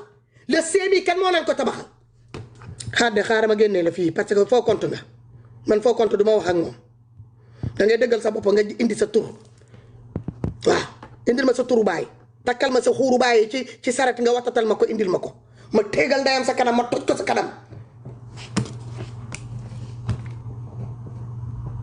tey yéen a ngi nii ñii bu ñu ñëwee ça fait 2 ans ñu téye ñu toog ci seen bourse familiale boobu 25 000 50 000 100 000 francs dañoo toog ci kawam te bi ñu paree pour manipuler leen dañoo seppi ñenn ñi seen biir ñu yóbbu leen teg leen ci place publique ñu photo leen ñu ne pour affaire de bourse familiale bu ñu bëggee ñoo mettre en place kan moo laal bourse familiale ci yéen kan moo laal bourse familiale ci yéen seen doom yaa ngi ne le ci université yi jóge dans les différents villages amuñu sa ay dortoir université bi ci biti université bi foofu la ñuy jël foofu la ñuy buy taw ñu nekk ci perron yi ak couloir yi kenn xamut dortoir bi nga xamante ne que moom la leen Macky Sall doon fayal sax dortoir boobu ñoom bi ñu ñëwee dañoo ne que ne mënu ñoo jël dortoir yooyu en charge kon yéen loo leen gañe seen doom yi fu ñu daan jàpp fu ñu daan xëyee di gontu ak seen jëkkër yi di fa daan taaba yéen ñooñu seen bopp mun leen faa dem mooy ci àll bi kañ ngeen gëj a dugg àll gannaaw la àll bi yëpp la ñu miinee kan moo ko miinee seen jëkkër yi seen frères yi ak seen rakk yi seen mbokk yi ñoo miinee àll bi dem lëkkaloo ak nit ñi bon yi indi lu bon yi ñëw di ko suul ci àll bi ngeen foog ne nit ñi ngeen koy def ngeen am jikko jugub boo leen xëyee ngeen ne da ngeen di day ci kaw ñoo xamante ne defuñu leen waxuñu leen ngeen dellu day seen bopp parce que entre yéen la fi nga doon béyee sa keeb dafa doon béy sa dugub dafa doon béy sa gerte nga koy dundee nga xëy nga miine champ boobu nga ne yow parce que da ngay joué que ne yow rebelle nga kamikaze nga téegal sa ndey ba pare nga toog di xaar pour ñoo jël la en charge kan moo leen indiwaat Casamance ñaata village ñoo réeroon ne maintenant may bokkatuñu doo romb sa ba nga seen village yi Macky Sall moo dem jëli leen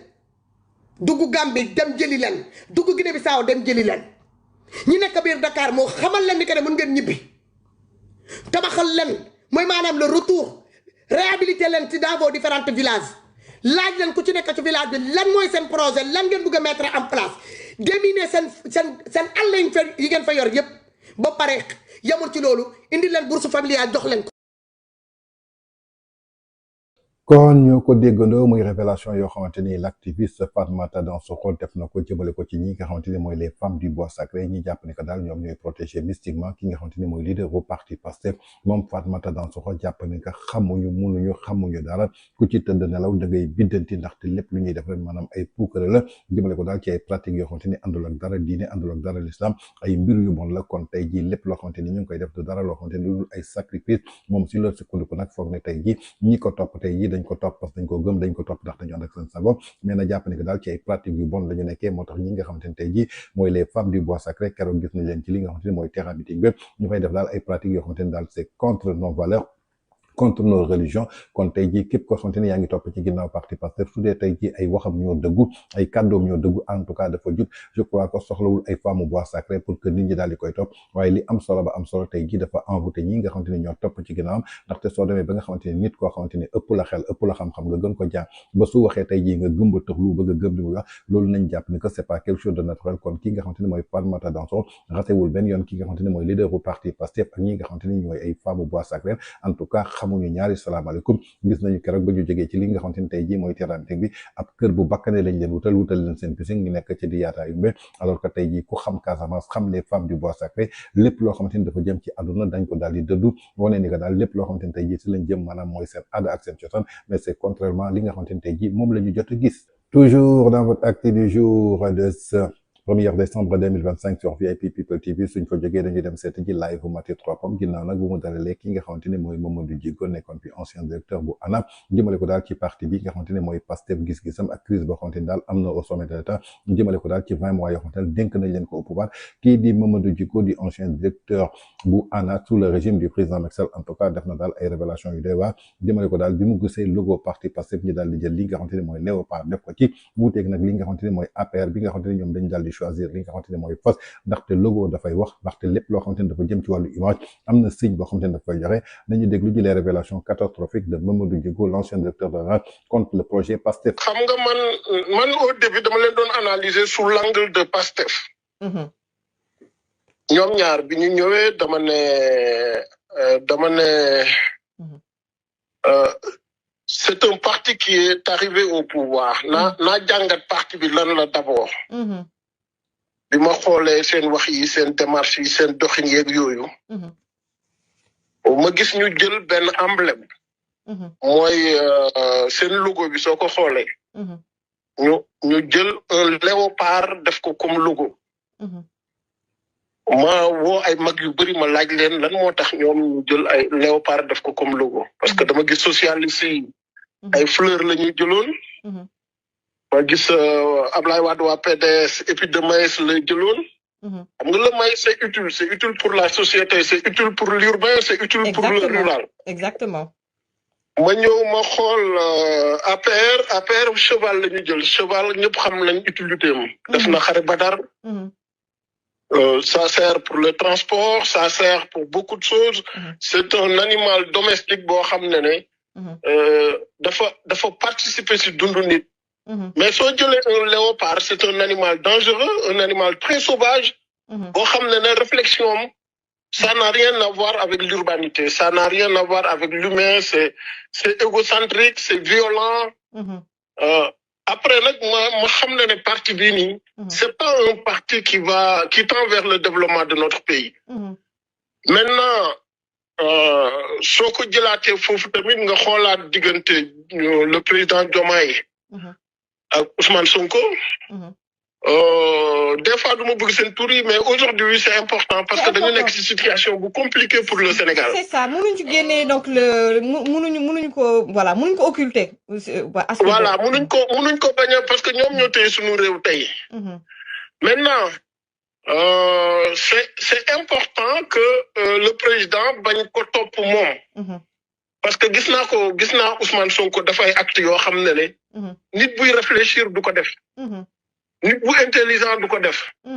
gis naa ko mu wax ay wax yu bëri yoo xam ne du dëgg. gis naa ko mu wax ay wax yoo xam ne par rapport à la science. par rapport à la géographie par rapport à l'économie. inculture rek mooy waxee noonu ba bërki démb ci Singapour. parce que dégg naa ko muy comparer Sénégal ak Singapour. ñaar ñooñu kenn du leen comparer parce que Singapour presque ville c'est ce qu'on appelle les city-états. comme Dakar la soo doon comparer da ngay comparer Singapour ak Dakar. presque ñoo yem ñoo xaw a tolloo. waaw wala comme Monaco en fait wala comme Monaco. Voilà Singapour li ko développé c'est son port. C'est sa position géostratégique moo développé Singapour. moom mu ngi nii jël suñu port bi dénk ko ki nga xam ne moo gën a nul ci Sénégal. L'être le plus inculte le plus cuune du monde bu ma xam ñu jël ko dénk ko le port autonome de Dakar tey. moo tax mu ngi le port ba. suñ doon espérer Dakar xaw a mel comme Singapour sax nañ ko bàyyi parce que ñi nekk foofu noonu mënuñu ko. Maintenant rapport am yi mu am yi ak un président de la République dañ koy respecter. te man toog naa Ousmane Sonko ne ancien chef d'État yi dañ leen war a fusiller cela veut dire que il ne respecte pas Senghor. Il ne respecte pas Abdou Diouf, il ne respecte pas Ablaye Wade, il ne respecte pas le président Macky Sall. Ensuite, le 5e président, il ne le respecte pas parce que li muy wax yëpp ci moom. Un président de la République duñu wax ne autorité amu fi nañ ma bàyyi ma gouverner. Duñ ko nekk di ko menacer tout le temps. duñu jël ses alliés di leen salir tout le temps. te man jàpp naa ne moom moo gën a tilim les alliés yi mu doon wax yi même si sama yoon nekkul si ñoom docteur Abdourahmane Diouf xam naa ko bu baax a baax. moom ak sama ñoom maman ñoo bokk koñ à Rufisque. c'est quelqu'un de très bien éduqué très intelligent sama xarit la bokk ñu gis-gis politique. mais du moromu Ousmane Sonko. daal docteur Abdourahmane Diouf moo gën a intelligent Ousmane Sonko 100 milliards de fois. donc kon ñoo ko déggandoo muy révélation yoo xamante ni l'ancien directeur de l'ANAT Mamadou Djigo def na ko ginnaaw nag bi nga xamante ni laaj ak tontu bi doxoon ci digganteem ak Maty Trois Pommes ginnaaw nag bi ñuy excès au pouvoir dafa jàpp ni que c'est un parti qui est arrivé au pouvoir moom ci boppam dafa newal naa taxaw jàngat ñi nga xamante ni lan mooy seen yéene lan mooy seen objectif lan mooy seen ambition au pouvoir ginnaaw nag bi mu xoolee li nga xamante ni maanaam mooy seen logo mu gis ci benn léopard ci la dem laaji benn mag léopard bi lan la signifie contrairement ak li nga xamante ni mooy Macky Sall bi muy teg parti bi di Alliance pour la République dañu jël ab fas def ko ci li nga xamante ni tey jii mooy logo ba ku nekk xam na ni fas ban njëriñ la amal doomu aadama mën na la transporter mën na la bayal mën na la indi lépp loo xamante ni naataange la ci sa biir réew maanaam fas tey jii lu am solo la maanaam luy développé la tey jii ci loolu la sukkandiku xam na ni que APR bi am na logo bu baax bi ñu teg waaye biñ ko newee léopard lan mooy signam maanaam mooy nit ñoo xamante ni tey jii dañu dangereux lenn rek moo leen di maanaam mooy diviser mooy séparer te yaakaar naa ni loolu tey jii gis nañ ko ci waa Pastef amul benn nitu Pastef boo xamante ni dangereux wul muy ci seen kàddu mu ci seen acte gis nañu lu fi xew de 2021 ba 2024 képp koo xamante ni doo nit ku dangereux doo nit koo xamante ni nitu fitna nga je crois que loolu da xew ci Sénégal kon tey jii ce qui justifie li nga xamante ni mooy comportement nitu Pastef lenn moo koy firndeel maanaam lu ñu prémédité la woon ndaxte li nga xamante ni mooy seen logo dañu choisir li nga xamante ni mooy animal bi gën a dangereux animal boo xamante ni day yàq moo tax bi ñu leen tegee ci bopp réew Sénégal ba tey amul dara luñ fi defar lépp loo xamante ni gis nga ñu def ko fi du dara lu dul yàq boo xamante ni moom lañ fi def muy révélation yoo xamante ni moom Mamadou Djigo daal dina koy def ancien directeur de l'ANAT jëmale ko daal ci parti bi nga xamante ni tey jii sénégalais bu nekk na xam ne daal c'est le parti le plus dangereux que l'histoire du politique du Sénégal a connu de 1960 à aujourd'hui muy Pastef ak ki nga xamante ni moo nekk ci bopp ji toujours dans votre acte du jour de ce 1er décembre 2025 sur VIP People TV suñ fa jógee dañuy dem fàttali ci assemblée nationale ginnaaw moom mi di leader bu parti Pastef du premier ministre bu mu yëkkatee ay kàddam nee naa leen saa yu yëkkatee kàddu tey suba mooy yëkkatiwaat kàddu daal di weddi boppam amul benn sénégalais bu ko mos a weddi ci benn propos ci biir loolu nag ki nga xamante ne mooy l'influenceur du mouvement gëm sa bopp def na daal une analyse bu am solo jëmale ko daal ci question bi nga xamante ne moom leader bu parti Pastef posé na ko daal ñi nga xamante ne mooy opposition bi boobu ba tey ñi ngi critiqué boobu ba tey ñi ngi xas est-ce que am na solution boo xamante ni mës nañ ko proposé ci biir loolu moom démb bu mu nekkee ci opposition est-ce que loolu la xalaatoon ak lu tax tey jii mu xalaat loolu ak ku ko dàqoon critiquer moom bi mu nekkee ci opposition bi nañu déglu ci révélation yi dellu si. Ousmane loolu la metti ci opposition bi nga ni. ñenn ñi ci opposition ñuy critiquer waaye lenn rek laa bëgg ngeen laaj leen face à cette situation ñoom lan la ñu proposer comme solution. qu'il propose une seule solution. Sonko weddil Ousmane. joxe ay solution du suñu cër mais su dee dañu fal nit ba pare keneen war koo jox solution kon kooku luñ ko doon fale loolu amul logique. Sonko wax na Ousmane weddi ñu dem publicité te ñëw. ki ñu jàkkaar loolu amul filtre xel bi lu mu xalaat du am lu koy filtré day génn rek day tiit di wax c'est-à-dire que dem na ba mënatul wax dëgg au Sénégal. est-ce que yeneen réew yi sax loolu am na fa opposition buy proposé pouvoir. doo gis ci benn réew bu développe bu dox ci démocratie ñu ne opposition bi mooy joxe solution yi. dangaa jum am na fii jëlal kii su opposant te mu ngi lay proposé. solution bi ci gën a jege boo xam ne ñoom ñi yore réew mi dama leen koy baaxee. weer bu deewee opérateur de téléphonie mobile yi nekk Sénégal dañuy def chèque wala dañuy def transfert fay TikTok xaalis. est-ce que xam nga ne opérateur de téléphonie yi nekk Sénégal bu weer deewee dañuy fay YouTube. est-ce que xam nga ne dañuy fay WhatsApp mais est-ce que xam nga ne ñoom waa TikTok duñu fay benn compte bu ñu ubbee Sénégal pourquoi état bi mënul organiser wu ba jàkkaarloog ces gafam la pour wax leen ne désormais à partir de tel moment da ngeen di fay TikTok au Sénégal ñaata jeunes ñoo nekk ay créateurs de contenu mais ñooñu à la fin du mois mais suñu amee benn 500 000 am benn 1 million wala benn 1 million 500 mais loolu ay revenu la il faut que yow mi jiite nga am mindset bu lay ubbil ay yoon nga am ay niche yoo xam ne foofu ngay jëlee xaalis ci situation yu bees yi ngir mun a créer ay emploi ngir mun a créer de la richesse. ku bëgg solution ni muy def. ku bëgg solution bind naa livre moo tuddee woon solution lépp nga fa. du yow nee nga am nga livre boo xam ni solution la tudd. doo ko ubbi dafa Sénégal. bu fekkee livre ba dafa réer man en tant que opposant bi laa lay proposé. jëlal bii sonn nañ ci waxi kese ji Bougane nee na wax du feesal biir wax du feesal poos. kon ñoo ko déggandoo moom leaderu parti Pastef topp ci ginnaaw Diomaye nee na daal li ko métti ci opposition bi mooy dañuy nekk di critiquer rek te duñu mës a indi li nga xamante ni mooy solution mësuñu teg benn solution tegal leen ko ci kaw taabal moom ci boppam di leaderu parti Pastef di l'actuel premier ministre moom moo weddiwaat boppam bi mu nekkee ci opposition gis ngeen ko ci vidéo boobu moo taxoon nee na opposition amul benn solution boo xamante ni war na ko jox état ndaxte su demee ba nga xamante ni opposition bi mooy jox solution li nga xamante ni mooy état kon jarul woon ñuy fal ñi nga xamante ni mooy état kon dañuy bàyyi opposition bi ñaar di dize mais duñu dem ba fal la ba pare nga bëgg ñi ñu falul daal day jox solution kon nee naa leen chaque jour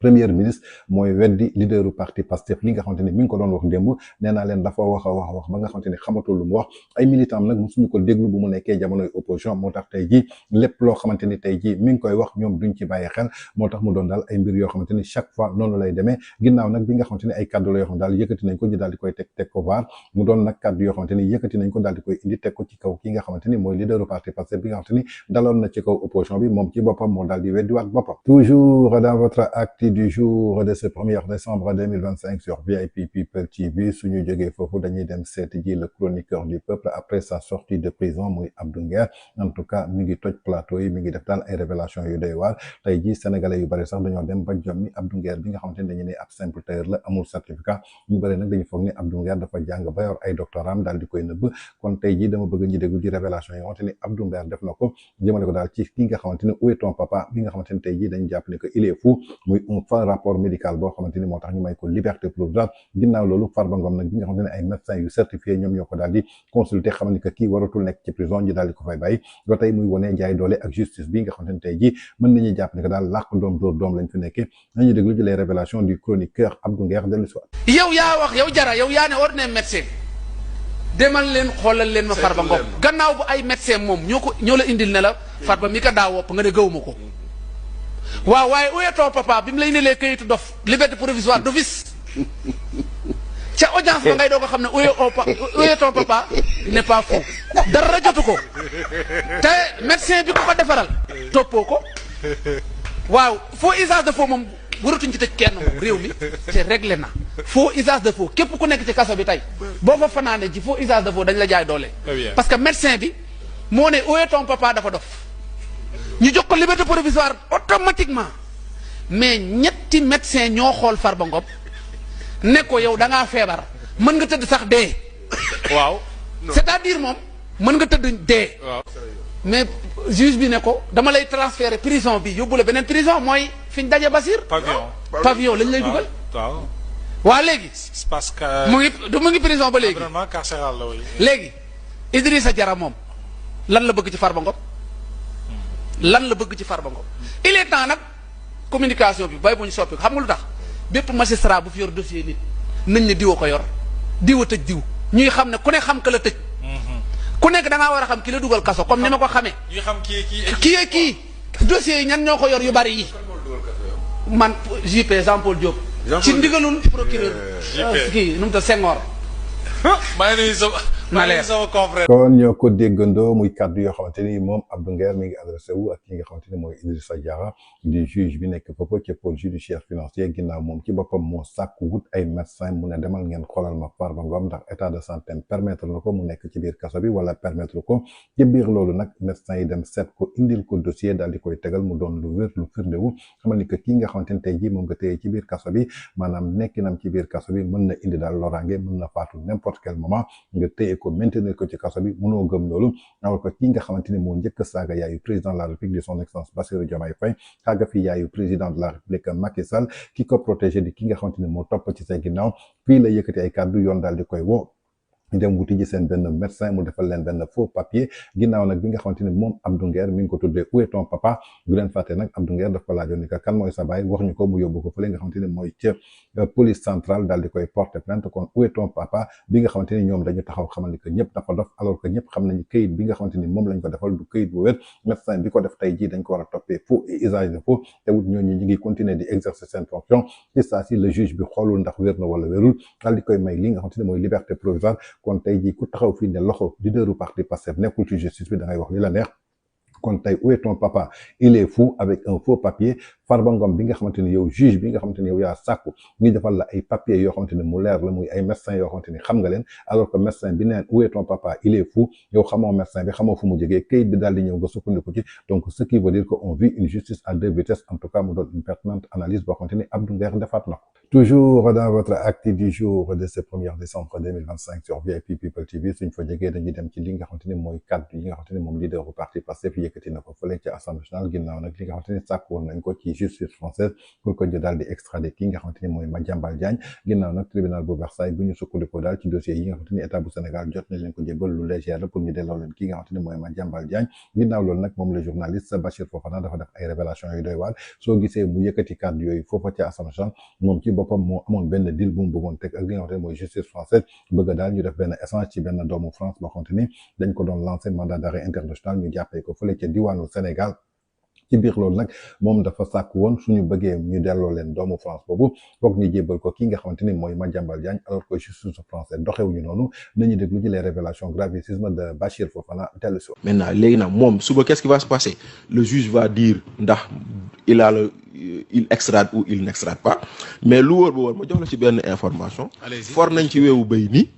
état du Sénégal dafa bëggoon weccoo Madiambal ak benn échange de kii personne mise en cause. waaw dafa bëggoon weccoo Madiambal ak benn waay bu ñuy tuddee Addison Borges Lopez. C'est grave hein. Addison Borges Lopez c'est un Français de 24 ans bi nga xam ne moom il était en cavale recherché par Interpol France ñu jàppee ko Sénégal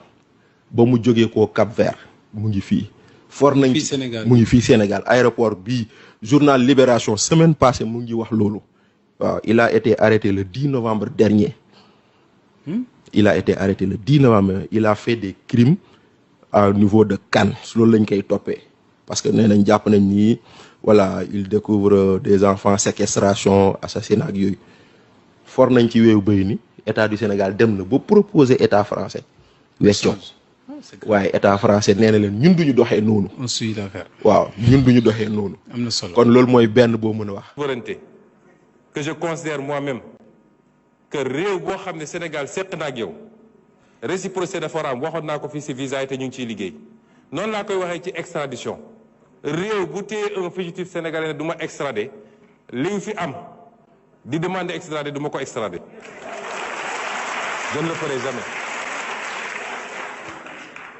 kon ñoo ko déggandoo muy révélation yi nga xamante ni moom Bachir Fofana defoon na ko ci justice française bi nga xamante ni ñoo nekk foofa ca Versailles waroon jël décision le 25 novembre bi ñu génn ci kii nga xamante ni mooy le journaliste homme d'affaires Madiambal Diagne ndax dañ koy extrader wala duñ koy extrader justice kese mooy jël décision selon nag ay documents yoo xamante ni état bu Sénégal jébbal na ko ñi mën sa sukkandiku daal xool ndax kii jar nañ ko extrader wala jarul ñu extrader ko mais tey ji ñoom ñi nga xamante ni mooy gouvernement bu Sénégal li ñuy njëkkoon sàkku mooy lii nga xamante ni tey ji mooy justice française def ak ñoom benn pour que ñu jébbal leen Madiambal Diagne illégalement su ko defee nag am na benn doomu France boo xamante ni maanaam dañ ko toppee woon ay crime toll ci 24 ans moom mi nga xamante ni dafa dawoon dem fële ca Cap-Vert ginnaaw loolu fii ci Ndakaaru lañ ko jàppee ñoom seen bopp ñoo proposé woon daal état bu France pour que suñu bëggee ñu extrader ki nga xamante ne mooy doomu France boobu il faut que ñu jox leen ki nga xamante ne mooy Madiambal Diagne kon ab échange la ñu bëggoon alors que justice français doxewuñu noonu kon loolu moo tax tey jii moom leaderu parti Pastef mu yëkkati kàddu yi fële nga xamante ni mooy ci Assemblée nationale daal di tontu daal jëmale ko daal ci extradition Madiambal Diagne bi su dee tey jii France dañu soxla doomu Sénégal boo xamante ni fugitif la joxuñu leen ko ñoom ëllëg ak ci biir aussi suñu soxlaa doomu France fii ci Sénégal duñ leen ko delloo kon nañu jàpp ne que moom moo bëggoon benn deal bi marché wul moo tax tey jii mu yee daal ci yàbbi alors que xamul ni que la justice doxewul ci ay deal ak ay échange yoo xamante ni tey jii moom la ko bëgg a teg ay jii justice française su joxee réewu Sénégal ay dossiers yu solide yu war a tax ñu extrader kii nga xamante ni tey jii maanaam mooy doomu France boobu nga xamante ni dañ ko jàpp ci Sénégal jëmale ko ci convention yoo xamante ni réewu Sénégal daf ko signé en tout cas dañ ko war a appliquer tey moom état du Sénégal su defee la même chose pour Madiambal Diagne ñu extrader ko waaye dossier bi nga xamante ni jox nañ ko état bu France dafa léger jëmale ko ci extrader kii nga xamante ni mooy Madiambal Diagne ku nekk xam ne que France état de droit la état de justice la kon ce qui veut dire que tey jii justice française dafa jàngalaat li nga xamante ni mooy état du Sénégal naka la justice doxee naka la justice di tëddee loxo politique du nekk benn yoon ci li nga xamante ni moo jëm ci wàllu wàllu justice fii ci France doolu dégg benn yoon benn dossier judiciaire boo xam te ne di nga toog ci plateau télévision dégg benn homme politique wala benn directeur wala benn ministre taxaw di ci wax Sénégal rek ngay dégg dossier politique wala dossier justice ay politiciens nekk di ci yéey di ci yàbbi mel ni ñoom ñoo gën a xam justice seen liggéey en tout cas mu doon les révélations gravissimes yoo xamante ne moom Bachir Fofana indi na ko teg ko sur la table. Merci beaucoup, c'était tout pour votre actu du jour. Quant à moi, je vous retrouve prochainement. D'ici là, restez scotchés. Nos programmes, ça continue toujours sur VIP People TV.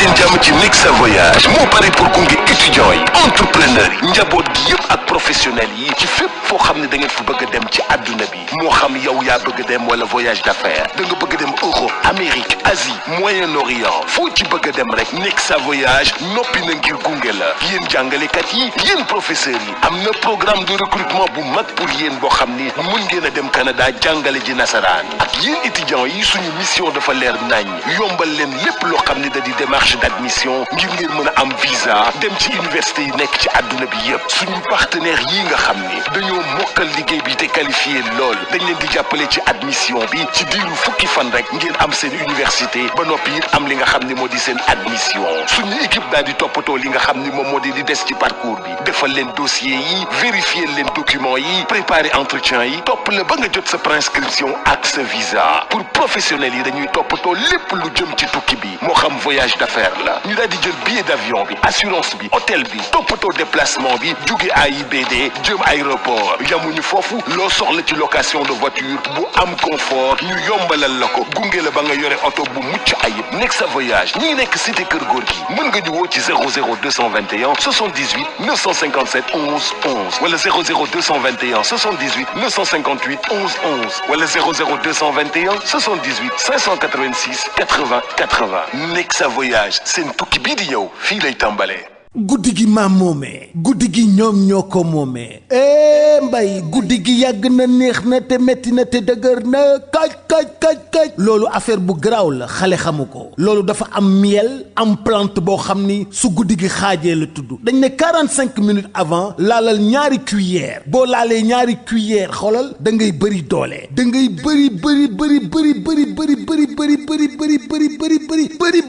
bëri doole guddi gi neex lool yàgg lool livraison à domicile c'est possible kon li may wax xam ngeen lan la miel la ak ay plante loolu nag mi ngi jugee Paris mi ngi tudd la nuit nous appartient wooteel 77 751 59 59 ñi ngi bàyyeekoo Sacré-Cœur 3 ñu livrer la ko guddi gi day neex lool. Chez Nexa Voyage, nous accompagnons étudiants, entrepreneurs, familles et professionnels dans tous leurs projets de mobilité, qu'ils soient personnels ou d'affaires. Europe, Amérique, Asie, Moyen-Orient, où que vos objectifs vous mènent, nous sommes votre compagnon de route. Vous les enseignants et professeurs, un programme de recrutement s'offre à vous pour l'enseignement de la langue française au Canada. Pour les étudiants, notre mission est claire, faciliter vos démarches d'admission et de visa vers les meilleures universités du monde. Grâce à nos partenaires qualifiés, votre admission peut être obtenue en seulement 10 jours. Notre équipe s'occupe de chaque étape du parcours, constitution du dossier, vérification des documents, préparation de l'entretien, suivi jusqu'à l'obtention de la prescription et du visa. Pour les professionnels et les entreprises, nous gérons l'ensemble des voyages d'affaires, visa, billets d'avion, assurance, hôtel, ainsi que les déplacements du personnel vers AIBD et la location longue durée de voitures pour plus de confort et de flexibilité. Nexa Voyage, cité Kër Gorgui, appelez-nous au 00221 78 957 11 11 ou le 00221 78 958 11